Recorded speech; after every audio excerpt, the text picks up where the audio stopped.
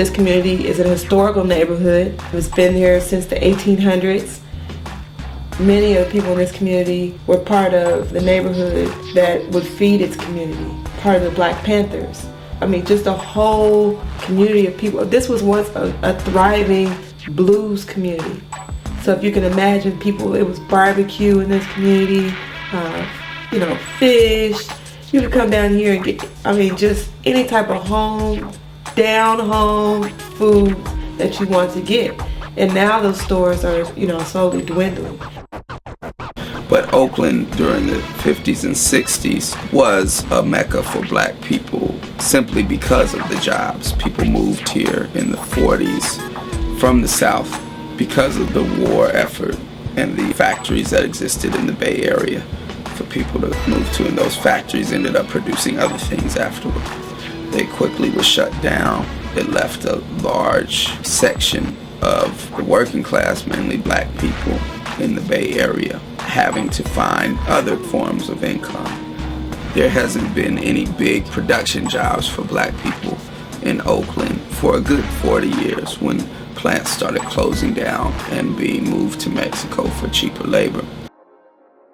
It used to be that since they did have some industry in Oakland, they needed Black people to be close to the factories and things like that. Well, we don't got that anymore. So we don't need the Black people in the cities anymore.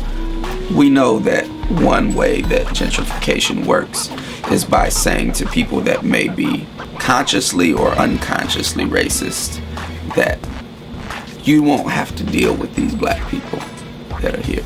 They're either going to be gone or the police have them locked away and scared enough to not come out. When you look at what City Repair has done with corners, this is very interesting because these corners are well utilized all the time. And there's a sense that the corner is a place for show time, so to say. It's a place for fashion. It's a place for conversation. But it's never really a comfortable place because you can have enforcement coming at any time. People will call the police on people if they see a bunch of young Black people hanging out on the corner, and just call the police. The police will come and harass people and this and that. And even if nobody gets arrested for having things, after a while people are like, I'm not hanging out there. That in Oakland they had 350 cops just 3.5 years ago. Now they got 1,000 cops patrolling Black people. San Francisco's doubled its police force, and every area, major metropolis where Black people live all across this country, they've doubled, tripled, and quadrupled their police force, equipped them with tanks, all kinds. We got to stop it, brother. Let's get together and unify.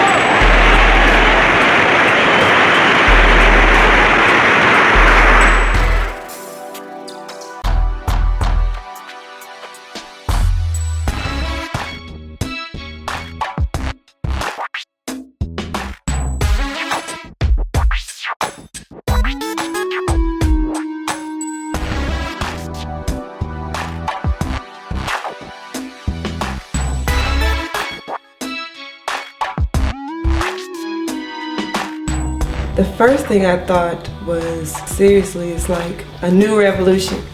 I thought of communities becoming involved in something that they hadn't ordinarily become involved in before. It seemed like a movement that this community had seen before, but in a different sense. It meant that there was more connectivity between each other. There was more communication. And the idea is that some people will move in and integrate into Black neighborhoods that really want to be part of the community. But the way to fight this taking over of a neighborhood is to make art and make things where the neighborhood can congregate more. And that if you're going to come, you're going to end up having to be part of the community. So if we create art and create things that make more community, rather than just beautify the property, but beautify the ways that we can interact with each other, then that will in turn beautify the landscape and the property too.